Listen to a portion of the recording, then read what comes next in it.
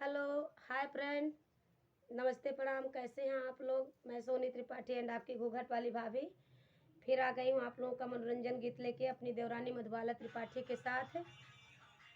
स्वागत है आप लोगों का हमारे चैनल में। हमारे चैनल पे जो नए होंगे हमारे चैनल को सब्सक्राइब करना बिल्कुल ना भूलिएगा। आगे शेयर कीजिए, लाइक कीजिए, कमेंट में ज़रूर बताइएगा कि आप लोगों को हमारा गाना कैसे लग रहा है।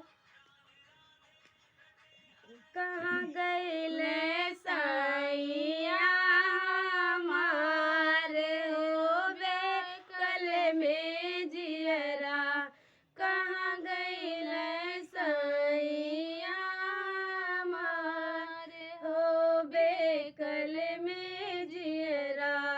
सासु ननदी मिली पूड़िया बनावली, सासु ननदी मिली पूड़िया बनावली।